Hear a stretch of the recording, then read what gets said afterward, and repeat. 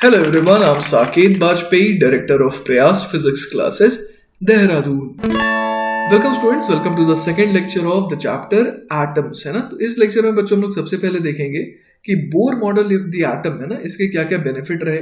फिर देखेंगे कि क्या क्या लिमिटेशंस रहे बोर्स मॉडल के, and then we'll study atomic collisions. ठीक है, तो चलिए सबसे पहले शुरुआत करते हैं Bohr's model of the atom के क्या क्या फायदे रहे ना।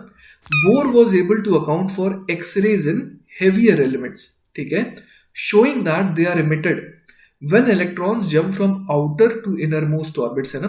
तो एक्सरेज जो है ना, एक्सरे के जो फोटोन होते हैं वो कब इजेक्ट होते हैं, कब एमिट होते हैं। तो जब क्या होता है कि जैसा हाइड्रोजन एटम में हम लोगों ने देखा था ना कि इलेक्ट्रॉनिक ट्रांजिशन होता है, तो वैसा ही कुछ ट्रांजिशन जो है हेवियर एलिमेंट में भी होता है ना। और वहां पर जब इलेक्ट्रॉन्स जो है वो क्या करते हैं, आउटर से इनरमोस्ट ऑर्बिट में जंप करते हैं, तो उस वजह से जो फोटोन निकलता है वो एक्सरे के अंडर लाई करता है। ठीक है, तो आखिर उसको भी बोर ने एक्सप्लेन किया। He predicted x-ray frequencies that were later experimentally confirmed. ठीक है, तो ये फायदा रहा। Bohr was also able to calculate the ionization energy of a hydrogen atom, जो कि कैसे डिफाइंड होता है हमने पढ़ भी रखा है। The energy needed to knock the electron out of the atom completely, है ना। तभी तो हम लोग कहते हैं कि वो जो हाइड्रोजन एटम है वो क्या हो गया, आयोनाइज हो गया। This also was verified bye experiment. ठीक है, तो ये देखिए क्या क्या बेनिफिट रहे। उसके अलावा using measured frequencies of X rays as well as visible, infrared and ultraviolet light, scientists could map energy levels of all the atomic elements. Bohr's model had electrons orbiting in neat circles या फिर ellipses arranged in groups or shells. This model of the atom accounted for the general chemical properties of the elements. It also predicted a missing element which led to the discovery of hafnium. तो हम लोगों ने देखिए क्या समझा यहाँ पर कि किस तरीके से जो फ्रीक्वेंसीज की कैलकुलेशन है ना, उसके हिसाब से किस तरीके से energy level of atomic element जो है वो फाइंड आउट करने में हेल्प मिला साइंटिस्ट को, है ना। उसके अलावा ये जो उन्होंने पिक्चर दिया इलेक्ट्रॉन्स का जो ऑर्बिट करते हैं सर्कल्स में या फिर एलिप्सेस में, उसकी मदद से काफी केमिकल प्रॉपर्टीज जो है एलिमेंट्स की वो भी फाइंड आउट हो पाई।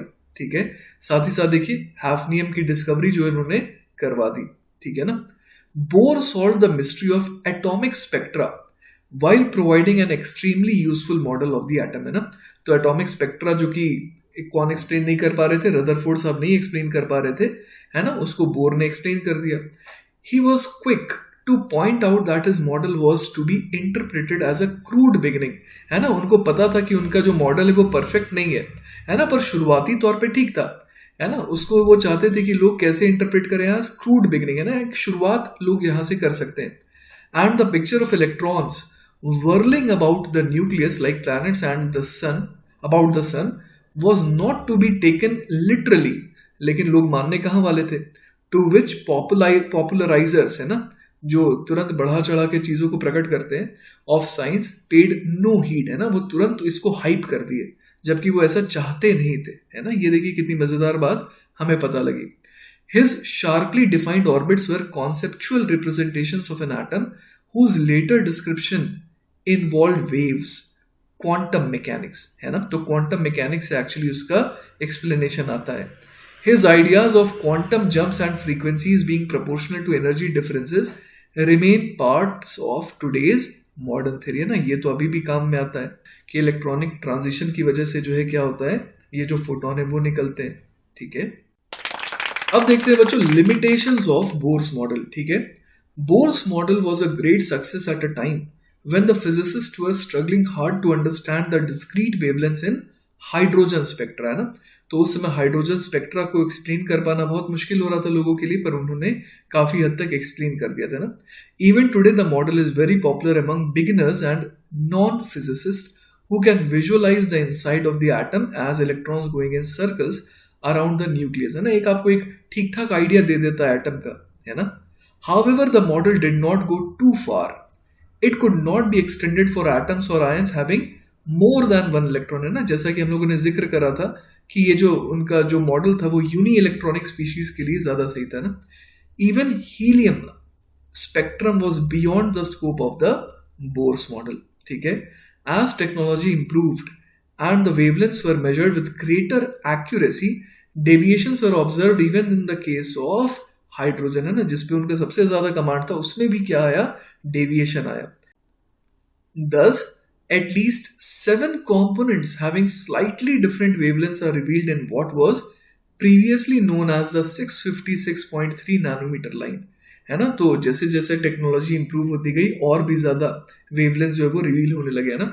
On the theoretical side also the model is not quite consistent with the physics in totality. Bohr's postulates look more like a patch on Maxwell's electromagnetism. Maxwell's theory is not replaced or refuted, but it is arbitrarily assumed that in certain orbits, electrons get the license to disobey the laws of electromagnetism and are not allowed to radiate energy, है ना. तो उन्होंने बहुत अजीबोगरीब तरीके से इस बात को बता दिया था, है ना, कि कुछ ऐसे ऑर्बिट्स होते हैं जिसमें इलेक्ट्रॉन्स को क्या मिल जाता है, लाइसेंस मिल जाता है क्या करने का, to disobey the laws of electromagnetism, है ना, वरना उससे तो एनर्जी रेडिएट करते रहना चाहिए था ना, अगर वो एक्सेलरेटेड मोशन कर रहा है तो, राइट. चलिए बच्चों, अब थोड़ा सा आइडिया ले लेते हैं क्वांटम मैकेनिक्स का, है ना. तो इसका क्रेडिट बेसिकली जाता है अर्विन स्क्रॉडिंजर को, ठीक है. तो आइए देखते हैं किस तरीके से जो है ना, एटॉमिक मॉडल्स जो है वो चेंज होते गए. जैसे कि सबसे पहला डायग्राम जो आप देख पा रहे हैं ना, ये किनका है, बोर मॉडल का, है ना, Bohr model of the atom. उसके बाद इसे मॉडिफाई करा गया with the de Broglie waves, है ना, यहाँ पर उन्होंने वेव के तौर पे इसका पिक्चर दिया, ठीक है. उसके बाद फाइनली, है ना, अब इसे इलेक्ट्रॉन क्लाउड के तौर पे देखा जाता है. तो यही है wave model with the electrons distributed in a cloud through out the atomic volume. तो चलिए बच्चों, थोड़ा सा आइडिया ले लेते हैं हम लोग स्क्रॉडिंजर्स वेव इक्वेशन के बारे में, है ना. तो in Schrödinger's wave equation the thing that waves is the non-material matter wave amplitude, a mathematical entity called a wave function represented by the symbol psi, है ना, इसे psi से represent करा गया.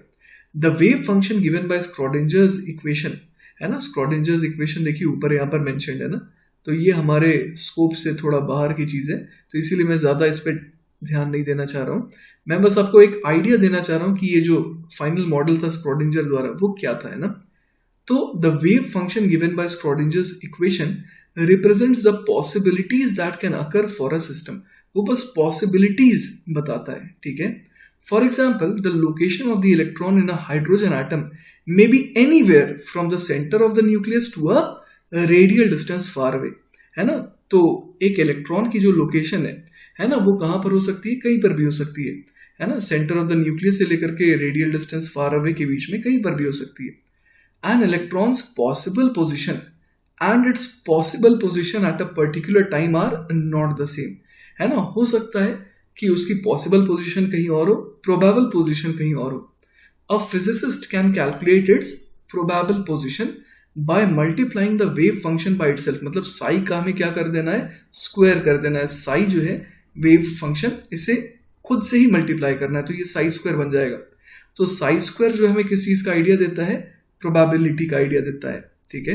This produces a second mathematical entity called a probability density function which at a given time indicates the probability per unit volume for each of the possibilities represented by Sai, ठीक है. तो बस मैं चाह रहा हूँ कि आपको एक आइडिया लगे ना, ये सारी बातें जो है हमारे को एग्जाम में नहीं पूछी जाएंगी, पर बस चूंकि हम लोगों ने शुरुआत किया था अलग अलग एटॉमिक मॉडल्स का, तो मैं चाह रहा हूँ कि आपको बस एक आइडिया लगे, है ना, कि अभी जो है लोग क्या मानते हैं कि इलेक्ट्रॉन के पाए जाने की कहीं अलग अलग जगह पर प्रोबेबिलिटी है ना, इलेक्ट्रॉन क्लाउड की तरह है.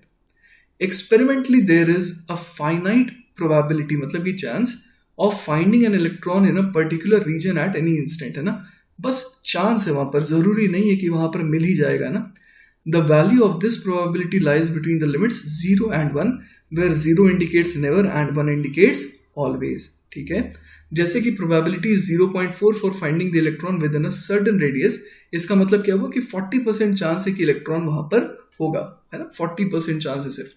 So the Schrodinger's equation cannot tell a physicist where an electron can be found in an atom, ठीक है, at any moment, but only the likelihood, बस उसका चांस बताता है, ठीक है, likelihood of finding it there or for a large number of measurements, what fraction of measurement will find the electron in each region. ठीक है ना, तो अगर बहुत बार एक्सपेरिमेंट करेंगे तो आउट ऑफ दोज एक्सपेरिमेंट्स कितने बार हमें वहां पर मिला, बस उसका एक आइडिया देता है.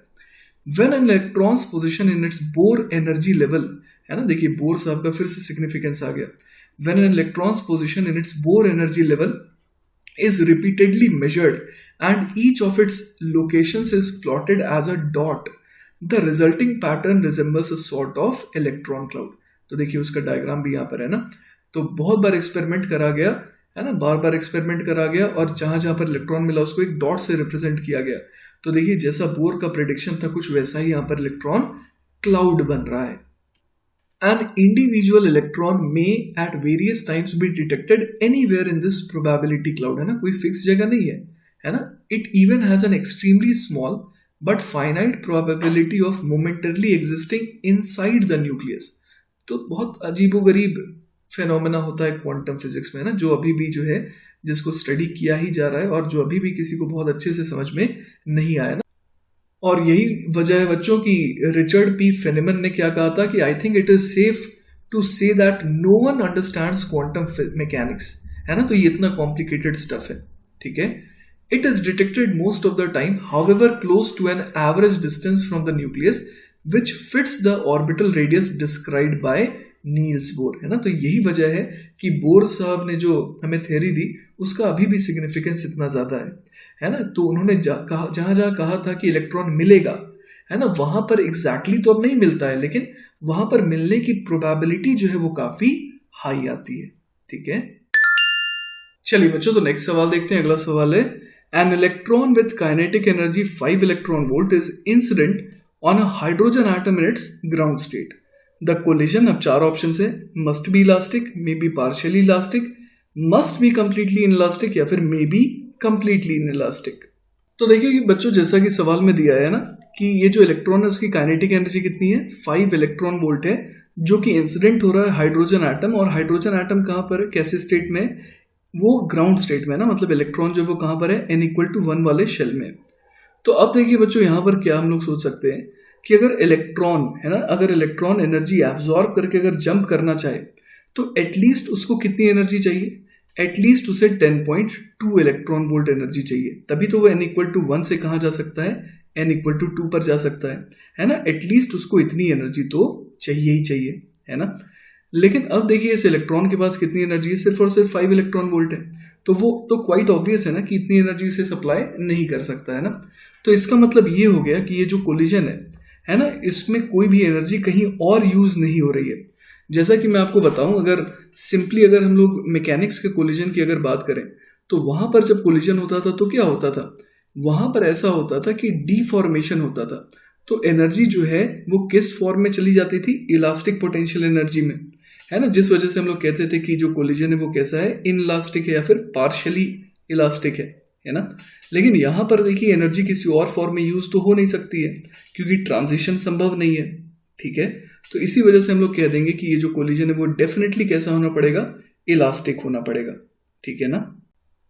चलिए बच्चों, तो एक बहुत ही प्यारा सवाल देखते हैं. सवाल है, a neutron moving with speed v makes a head on collision with a hydrogen atom in ground state kept at rest. Find the minimum kinetic energy of the neutron for which inelastic completely or partially collision may take place. The mass of neutron is almost equal to mass of hydrogen, और वो हमें कितना लेना है, 1.67 into 10⁻⁻27 kilogram. तो बच्चों यहाँ पर हम लोग देख पा रहे हैं कि जो न्यूट्रॉन है ना वो क्या कर रहा है, वो v स्पीड से जा रहा है ना, इस तरीके से उसकी स्पीड जो है वो v है, ठीक है. और वो किससे टकरा रहा है, किससे हेड ऑन कोलिजन कर रहा है, हाइड्रोजन एटम से कर रहा है. और ये हाइड्रोजन एटम जो है वो अपने ग्राउंड स्टेट पर है और वो रुका हुआ है, ठीक है.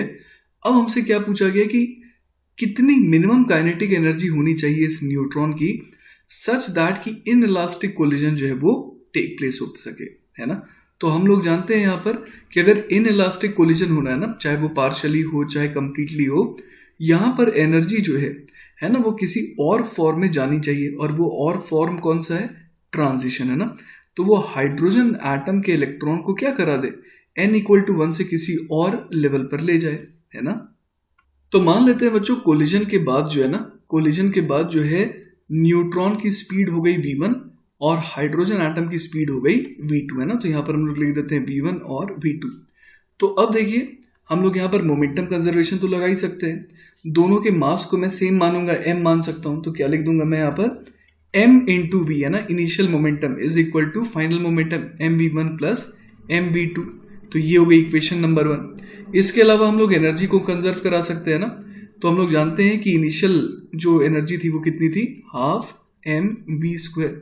This should be equal to half M v one square plus half M v two square, है ना। अगर मैं सिर्फ इतना लिखूंगा तो एनर्जी कंजर्व नहीं है, लेकिन अब मैं और क्या ऐड कर दे रहा हूँ, डेल्टा ई भी ऐड कर दे रहा हूँ, है ना। मतलब उस एनर्जी को भी मैं काउंट कर रहा हूँ जो क्या किस चीज में इस्तेमाल हो रही है, जो ट्रांजिशन कराने में यूज हो रही है ना। तब तो एनर्जी कंजर्वेशन लगा ही सकते हैं ना यहाँ पर हम लोग। तो देखिए ये हो गई इक्वेशन नंबर 2। अब बच्चों चलिए एक काम करते हैं यहाँ पर, है ना, जो सेकंड इक्वेशन है इसको थोड़ा हम लोग सिंप्लीफाई करते हैं। यहाँ पर हम लोग क्या लिख सकते हैं, v square is equal to v one square plus v two square plus twice of delta E upon M, है ना। इस तरीके से इस इक्वेशन को सिंप्लीफाई करा जा सकता है। लेकिन हम लोग एक और चीज जानते हैं, और वो क्या है, पहली इक्वेशन से हम लोग देखिए क्या लिख सकते हैं, m तो हर जगह से कैंसिल आउट हो रहा है, तो v is equal to v one plus v two, और अगर इसे स्क्वायर कर दें तो क्या आ जाएगा, v स्क्वायर वहां से भी आ जाएगा, जो कि कितना हो जाएगा, v one square plus v two square plus twice of v one multiplied by v two. तो यहां से देखिए बड़े आराम से आप देख पा रहे होंगे कि अगर हम लोग इन दोनों इक्वेशंस को सिर्फ कंपेयर करें तो हम लोग क्या बोल सकते हैं, twice of v one into v two, ये किसके बराबर आ जा रहा है, twice of delta E divided by m के, है ना। तो ये एक बहुत इंपॉर्टेंट रिलेशन हमारे पास आ चुका है। अब देखिए बच्चों v1 v2 जैसे एक्सप्रेशन को देखने के बाद मुझे तुरंत स्ट्राइक कर रहा है एक फॉर्मूला, जो कि क्या है, v1 माइनस वी2 का होल स्क्वायर। वो किसके बराबर हम लोग लिख सकते हैं, मैथमेटिक्स में आपने पढ़ा होगा, v1 प्लस वी2 का whole square minus 4 times v1 into v two, है ना। बहुत सिंपली आप देख सकते हैं यहाँ पर। तो अब v1 प्लस वी2 जो है वो हमारे को पता है वो v के बराबर है ना। आइए मैं आपको दिखा देता हूँ, v1 प्लस वी2 जो है वो देखिए v के बराबर है ना, इक्वेशन नंबर 1। तो उसका यहाँ पर हम लोग यूज करने वाले हैं, ठीक है। तो v1 प्लस वी2 को मैंने क्या लिख दिया, सिंपली v लिख दिया, तो ये बन गया v square minus 4v1 v2 कितना हो जाएगा, ये हो जाएगा 4 times delta E upon m के बराबर, ठीक है। तो अब देखिए ये जो एक्सप्रेशन है ये किसके बराबर है, v1 माइनस वी2 के होल स्क्वायर के बराबर है। अब हम लोग ये चीज तो जानते हैं कि square of something is obviously greater than equal to 0 हो जाएगा। क्लियर है ये बात। तो देखिए यहां से हमारे पास क्या आ गया, v square minus 4 times delta E upon m is greater than और इक्वल टू 0, ठीक है। अगर इसको थोड़ा और सिंप्लीफाई करें तो क्या आ जाएगा हमारे पास, हाफ एम वी स्क्वायर, है ना, दिस इज ग्रेटर देन और equal to twice of delta E, ठीक है। अब हमें पता है कि डेल्टा ई जो है इसकी मिनिमम वैल्यू क्या होनी चाहिए, इसकी मिनिमम वैल्यू होनी चाहिए, मिनिमम अगर लिखें तो ये होता है 10.2 इलेक्ट्रॉन वोल्ट। तब क्या होगा, एटलीस्ट n इक्वल टू 1 से n इक्वल टू 2 तक तो जा पाएगा, है ना। n इक्वल टू 1 से n इक्वल टू 3 जाने के लिए और एनर्जी चाहिए, 1 से 4 जाने के लिए और एनर्जी चाहिए, लेकिन एटलीस्ट मिनिमम की अगर बात करें तो 1 से 2 तक के ट्रांजिशन की बात करेंगे, ठीक है। तो यहां से देखिए हमारे पास क्या आ गया, हाफ एम वी स्क्वायर की भी अगर मिनिमम वैल्यू की बात करें, है ना, अगर मैं यहाँ पर हाफ एम वी स्क्वायर की मिनिमम वैल्यू की बात करूं तो वो कितनी आ जा रही है, twice of 10.2 which is 20.4 electron volt, ठीक है। तो आप देख पा रहे हैं बच्चों कि जो minimum kinetic energy of neutron है ना, वो कितना होना चाहिए, वो होना चाहिए 20.4 इलेक्ट्रॉन वोल्ट, ठीक है ना। चलिए तो बच्चों एक और बड़ा इंटरेस्टिंग सा सवाल देखते हैं। When a photon is emitted from an atom, the atom recoils, है ना। जिस तरीके से अब बंदूक से अगर गोली चलाते हैं तो बंदूक को एक झटका लगता है ना, उसी तरीके से जब एक एटम से फोटोन निकलता है तो एटम क्या करता है, रिकॉइल करता है। The kinetic energy of recoil and the energy of the photon come from the difference in energies between the states involved in the transition, है ना। तो अगर हम लोग देखें कि आखिर जो काइनेटिक एनर्जी रिकॉइल की आई है ना, और जो एनर्जी फोटोन की आई, ये दोनों मिल करके एक्चुअली अगर देखा जाए तो एनर्जी कितनी होती है, equal to the difference in energies between the states involved in the transition, है ना। तो इस ट्रांजिशन की वजह से जो एनर्जी आती है ना, वही दोनों जगह डिस्ट्रीब्यूट हो जाती है ना। कुछ एनर्जी किसी मिलती है एटम को और कुछ एनर्जी मिलती है फोटोन को। Suppose a hydrogen atom changes it's state from n equal to 3 to n equal to 2. Calculate the fractional change in the wavelength of light emitted due to the recoil. तो देखिए बच्चों, जैसा कि सवाल में लिखा है कि जो हाइड्रोजन एटम है ना, उसमें जो इलेक्ट्रॉन है वो कहाँ से आ रहा है, n equal to 3 से n equal to 2 पर जंप लगा रहा है। ठीक है, तो ऑब्वियस है ना कि एटम की एनर्जी कम हो रही है, तो आखिर फोटोन तो निकलेगा, है ना। अब फोटोन के पास मोमेंटम जो है वो कितना होता है, p बराबर h अपॉन लैम्डा। तो हम लोग देख पा रहे हैं शुरू में ये रेस्ट पर था। अब अगर h अपॉन लैम्डा राइट की तरफ मोमेंटम आ गया फोटोन का, तो एटम लेफ्ट की तरफ रिकॉइल करेगा, है ना। लेटर से इसका मास m है और इसकी स्पीड v हो गई रिकॉइल करने की। तो हम लोग यहाँ पर क्या लिख सकते हैं, h अपॉन लैम्डा को किसके बराबर होना पड़ेगा, m इंटू वी के, तभी इस सिस्टम का मोमेंटम क्या रहेगा, कंजर्व्ड रहेगा। ठीक है, तो एक तो ये बात हो गई।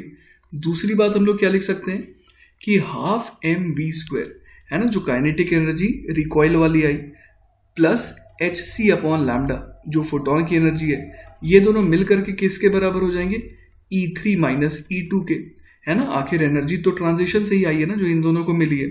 तो लेटर से कि इसको मैं बोल देता हूँ h c upon lambda naught. Lambda naught क्यों कह रहा हूँ मैं, क्योंकि हमारे को सवाल में क्या बोला गया था, आइए देखते हैं। सवाल में बोला गया था fractional change in the wavelength of light emitted due to the recoil. मतलब कि अगर ये रिकॉइल नहीं करता तो लेटर से वेवलेंथ निकलता, वो होता लैम्डा नॉट। अब जो वेवलेंथ निकल रहा है वो कितना है, लैम्डा है।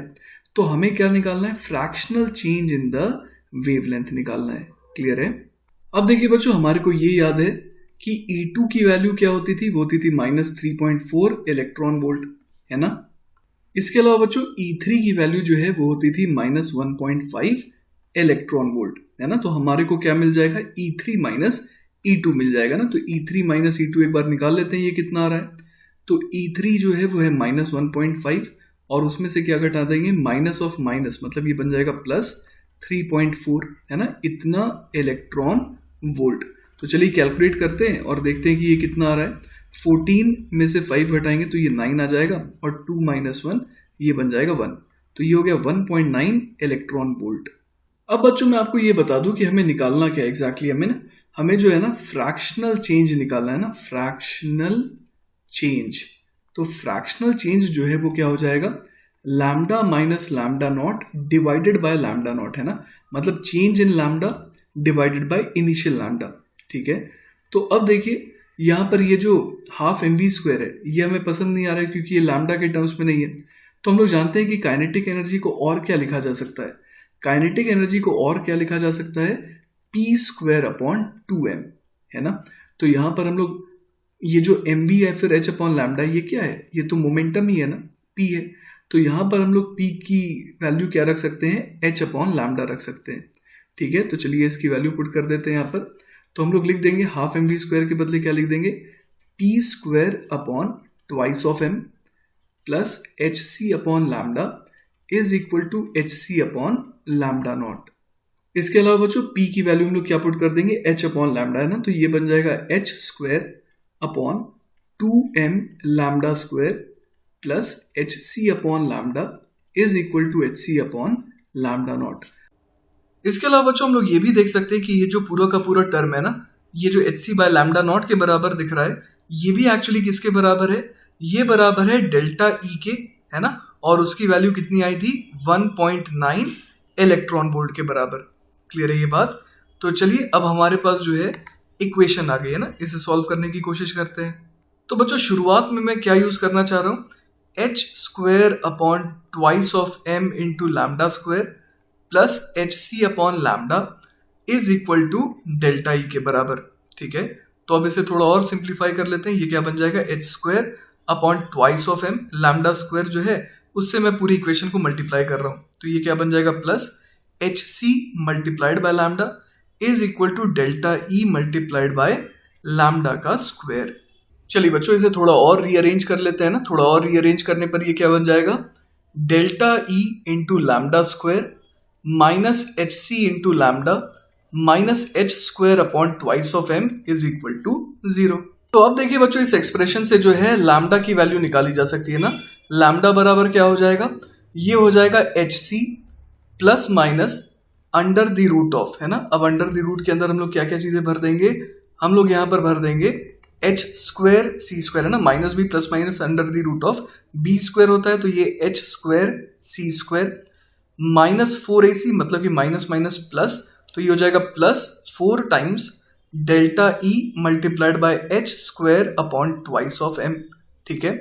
और इस पूरे को हमें डिवाइड भी करना है, किससे डिवाइड करेंगे, तो ट्वाइस ऑफ ए होता था ना, तो यहां पर हम लोग लिख देंगे ट्वाइस ऑफ डेल्टा ई, ठीक है। तो अब बच्चों क्वाइट ऑब्वियस है कि हमारे को यहाँ पर जो है ना, क्या यूज करना चाहिए, यहाँ पर हमारे को पॉजिटिव साइन यूज करना चाहिए, वरना नेगेटिव यूज करेंगे तो लैम्डा नेगेटिव आ जाएगा, जो कि पॉसिबल नहीं है ना। तो यहाँ पर हम लोग क्या लिख सकते हैं, lambda is equal to h c plus, है ना। यहाँ पर अब हम लोग सिंपली क्या लिख देंगे, प्लस साइन यूज कर देंगे। फिर अब अंदर वाले टर्म्स को थोड़ा डील करते हैं ना, तो अंदर वाले टर्म्स को हम लोग यहाँ पर क्या लिख सकते हैं, H square c square plus, अब ये कितने में कन्वर्ट हो जाएगा, ट्वाइस ऑफ, है ना, तो twice of delta E into h square divided by m, और इस पूरे को जो है हमें डिवाइड करना होगा कितने से, ट्वाइस ऑफ डेल्टा ई से, है ना। तो चलिए यहाँ पर ट्वाइस ऑफ डेल्टा ई लिख देते हैं।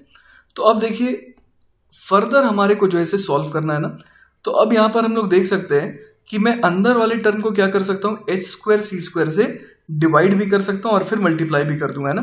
तो अगर मल्टीप्लाई कर दूंगा तो H square c square root से बाहर निकल के क्या बन जाएगा, एच सी बन जाएगा, है ना। तो यहाँ पर हम लोग लिख देंगे lambda is equal to h c plus h c बाहर आ गया, और फिर अंदर क्या आ जाएगा, आइए देखते हैं। अंदर जो है सबसे पहला वाला टर्म तो 1 बन जाएगा, है ना। उसके बाद क्या आ जाएगा, प्लस, अब यहाँ पर देखिए twice of delta E into h square upon m, इसे किससे डिवाइड करना है, एच स्क्वायर सी स्क्वायर से। तो देखिए एच स्क्वायर से एच स्क्वायर क्या हो गया, कैंसिल आउट हो गया। इसके अलावा बच्चों हमारे को क्या करना था, एक और काम, इस पूरे को डिवाइड भी करना है ना, किससे डिवाइड करना है, ट्वाइस ऑफ डेल्टा ई से डिवाइड करना है, ठीक है। तो फिलहाल देखते हैं बच्चों ये किस में कन्वर्ट हो जा रहा है, लैम्डा इज इक्वल टू क्या जा रहा है, h c plus h c again multiplied by under the root of, और ये क्या बन जा रहा है, 1 plus twice of delta E upon m into c square, है ना। और इस पूरे को हमें डिवाइड करना है किससे, इस पूरे को डिवाइड करना है ट्वाइस ऑफ डेल्टा ई से। अब देखिए बच्चों आपको ध्यान होगा कि हम लोग डेल्टा ई को क्या लिख सकते हैं, डेल्टा ई को बेसिकली हम लोग लिख सकते हैं h c upon lambda naught. तो चलिए मैं एक काम करता हूं, मैं डेल्टा ई को मिटा करके यहाँ पर क्या लिख देता हूँ, h c upon lambda naught, है ना। तो देखते हैं ये किस में कन्वर्ट हो जाएगा, h c divided by lambda naught, है ना। तो लैम्डा नॉट को एक काम करते हैं, इधर भेज देते हैं ना, ये इधर आ जाएगा लैम्डा नॉट। तो हम लोग देख पा रहे हैं एच सी और एच सी ये तीनों कैंसिल आउट हो गया ना, तो क्या बच गया, lambda upon lambda naught is equal to 1 plus, अब ये क्या बन जाएगा, 1 plus twice of delta E upon m into c square की पावर हाफ, और पूरे को हमें डिवाइड किससे करना है, सिर्फ 2 से करना है। तो देखिए बच्चों एक और बहुत इंपॉर्टेंट चीज है यहाँ पर, वो क्या है कि हम लोग देख सकते हैं कि ये वाला जो टर्म है ना, twice of delta E upon M c square, ये एक्चुअली 1 के कंपैरिजन में जो है बहुत छोटा है, ठीक है। क्योंकि यहां पर हम लोग देख पा रहे हैं कि ये जो एम सी स्क्वायर है ना, it is actually much much greater than twice of delta ई। तो इसे बड़े आराम से सिंप्लीफाई किया जा सकता है यूजिंग बाइनोमियल। तो हम लोग क्या लिख देंगे, lambda upon lambda naught is equal to 1 plus, अब ये वाला टर्म क्या बन जाएगा, 1 plus 2 delta E upon M c square to the power half, ये बन जाएगा 1 प्लस हाफ टाइम्स, ये हो जाएगा twice of delta E upon M c square, और पूरे को अगेन किससे डिवाइड करना है, 2 से, है ना। तो यहां पर मैं डिनोमिनेटर में क्या लिख दूंगा, 2 लिख दूंगा, ठीक है। तो चलिए देखते हैं यहां से क्या बन जा रहा है, ये बन जा रहा है lambda upon lambda naught is equal to 2 plus delta E upon M c square whole divided by 2, जो कि किस में कन्वर्ट हो जाएगा, ये बन जाएगा 1 plus delta E upon twice of m c square, है ना। तो हम लोग फाइनली यहां पर क्या लिख सकते हैं, लैम्डा अपॉन लैम्डा नॉट -1, है ना, ये किसके बराबर आ जाएगा, delta E upon twice of m c square. अब देखते हैं -1 करने से क्या फर्क पड़ गया। तो देखिए बच्चों ये सिंपली क्या बन जाएगा, lambda minus lambda naught whole divided by lambda naught is equal to delta E upon twice of m c square. तो आपको ध्यान आ रहा होगा कि हमें यही एक्सप्रेशन तो चाहिए था, lambda minus lambda naught upon lambda naught, जो कि सिंपली किसके बराबर आ जा रहा है, delta E upon twice of m c square के। अब देखिए बच्चों, ये जो डेल्टा ई है ना, डेल्टा ई हमें पता है वो कितना है, वो है 1.9 इलेक्ट्रॉन वोल्ट, जिसको हम लोग क्या लिख सकते हैं, 1.9 इंटू 1.6 इंटू 10⁻⁻19 जूल के बराबर। ठीक है, साथ ही साथ मास हम लोग कितना ले सकते हैं, ये जो मास है ये एक्चुअली हाइड्रोजन एटम का मास है। ठीक है, तो इसको हम लोग लिख सकते हैं 1.67 इंटू 10⁻⁻27 किलोग्राम, और c जो है वो क्या है, 3 इंटू 10⁸ मीटर्स पर सेकेंड। तो बच्चों मैंने इनकी वैल्यूज को पुट कर दिया है यहाँ पर, और बड़े आराम से हम लोग देख पा रहे हैं कि जो आंसर आ रहा है वो आ जा रहा है सिंपली 10⁻⁻9 है ना। तो यही हमारा क्या हो जाएगा, फाइनल आंसर हो जाएगा। चलिए बच्चों, तो आज के लेक्चर का आखिरी सवाल देखते हैं। सवाल है, consider an excited hydrogen atom in state n moving with a velocity v, और v क्या दिया हुआ है, much much less than c। It emits a photon in the direction of its motion, ठीक है, and changes its state to a lower state m. Apply momentum and energy conservation principles to calculate the frequency nu of the emitted radiation. Compare this with the frequency nu naught emitted if the atom were at rest. तो बच्चों हम लोग एक चीज जानते हैं यहाँ पर कि एनर्जी En वो कितना हो जाएगा, वो हो जाएगा -RHC Z² अपॉन n², और em कितना हो जाएगा, वो हो जाएगा -RHC Z² अपॉन m², है ना। ये En और em क्या है, ये है energy of the atom when the electron is in the nth orbit, और एक में है mth ऑर्बिट। ठीक है, तो देखिए बच्चों, अगर हम लोग ये निकालना चाहते हैं कि अगर एटम रुका रहता तो कितने फ्रीक्वेंसी का, है ना, अगर कितने फ्रीक्वेंसी का जो फोटोन है वो निकलता, तो पहले वो हम लोग निकाल लेते हैं ना। तो h न्यू नॉट इसको कितने के बराबर कर देंगे। तो देखिए इसने कहां से कहां जंप लगाया, ये देखते हैं। तो इसने जंप लगाया है n से m पर, ठीक है ना। तो m जो है वो क्या है, लोअर स्टेट है, ठीक है ना। तो हम लोग यहां पर क्या लिख देंगे, En माइनस em, ठीक है।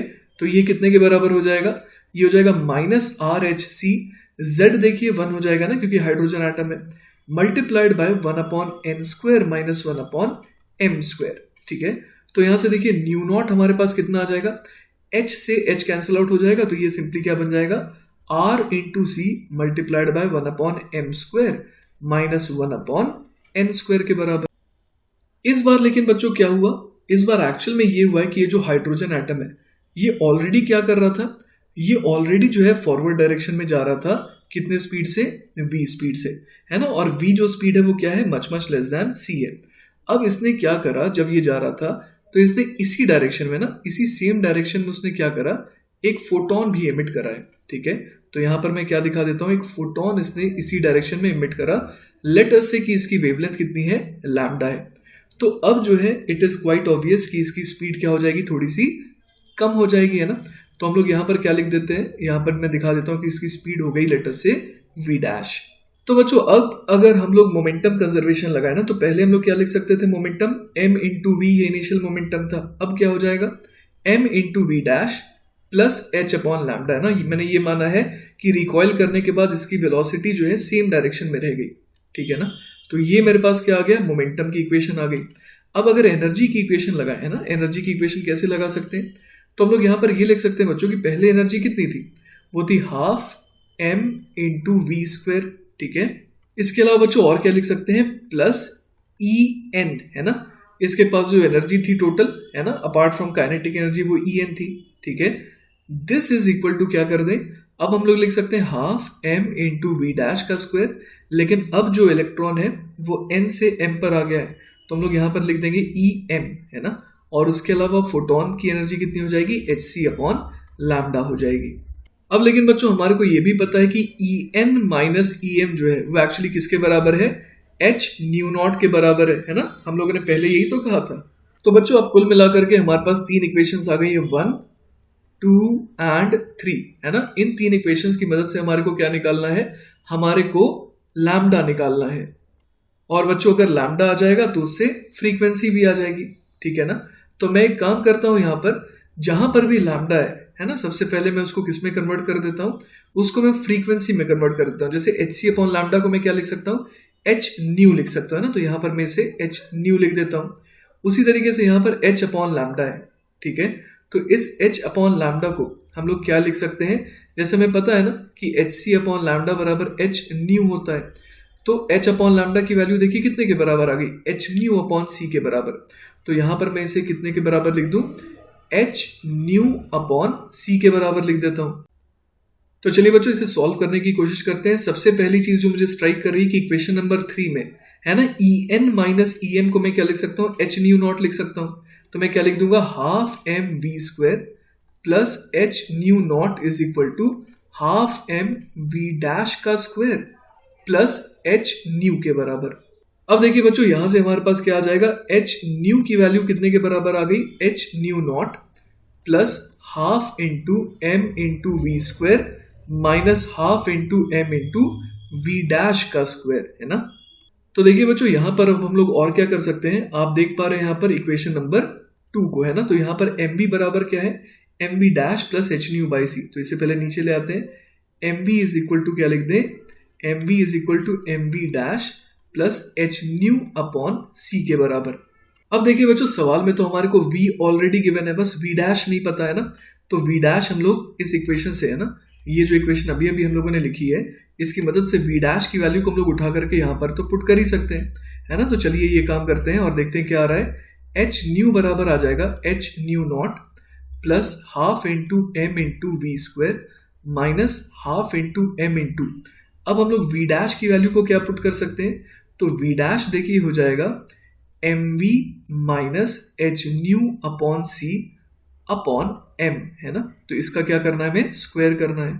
तो देखिए बच्चों यहां से क्या आ जाएगा हमारे पास, h nu is equal to H nu not plus half into M into we square minus half into M into, अब देखिए अंदर क्या टर्म बन गया हमारे पास, v minus H nu upon m into c, इसका क्या करना है हमारे को, होल स्क्वायर करना है।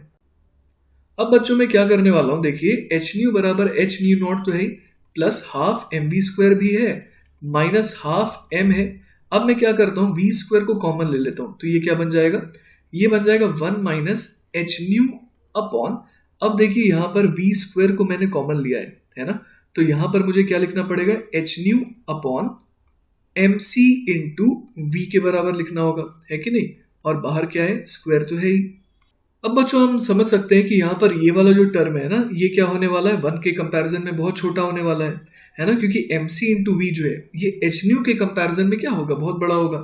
तो हम लोग यहाँ पर क्या लिख सकते हैं, H nu is equal to H nu not plus half into M we square minus half into M we square multiplied by, यहाँ पर क्या लिख देंगे, 1 minus twice of H nu upon M C into V के बराबर, है ना। तो हम लोग यहाँ पर देख पा रहे हैं कि अब ये किस में कन्वर्ट हो जाएगा, तो ये बच्चों आ जाएगा H nu is equal to H nu naught, half M we square से half M we square cancel out हो जाएगा और ये क्या बन जाएगा, प्लस हम लोग देख पा रहे हैं half M we square into twice of H nu divided by M C into V के बराबर। एम से देखिए एम कैंसिल आउट हो जाएगा, ठीक है, और एक वी यहाँ पर भी कैंसिल आउट होता दिख रहा है। इसके अलावा बच्चों पूरी इक्वेशन से देखिए एच जो है वो क्या हो रहा है, कैंसिल आउट हो रहा है और 2 भी यहाँ पर कैंसिल आउट हो रहा है, ठीक है ना। तो यहाँ से देखिए हमारे पास क्या इक्वेशन आ जा रही है, nu is equal to nu not plus, अब देखते हैं ये क्या बन जा रहा है, ये बन जा रहा है बच्चों v न्यू अपॉन c के बराबर, है ना। तो अब हम लोग क्या कर सकते हैं, यहाँ पर फ्रीक्वेंसी न्यू जो है ना, इसे लेफ्ट हैंड साइड ले जा सकते हैं। तो ये क्या बन जाएगा, देखते हैं, nu multiplied by 1 minus v upon C is equal to nu nought के बराबर। अब देखिए बच्चों हमारे को सवाल में ये दिया हुआ था कि v जो है वो c के कंपैरिजन में क्या है, बहुत छोटा है। तो न्यू बराबर हम लोग फिलहाल तो क्या लिख देंगे, nu naught upon 1 minus v upon c, है ना। लेकिन हम लोग इसको फर्दर क्या लिख सकते हैं, ये बन जाएगा nu nought multiplied by 1 minus v upon C to the power -1, ठीक है। अब बच्चों बस एक काम और करना है, हमें बाइनोमियल लगाना है यहाँ पर, है ना।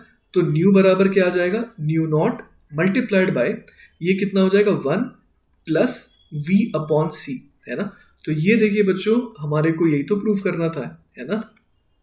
तो देखिए बच्चों हमने न्यू जो है वो as a function of nu nought निकाल लिया और यहाँ पर हम लोग देख पा रहे हैं कि किस तरीके से वो एग्जैक्टली रिलेटेड है, ठीक है।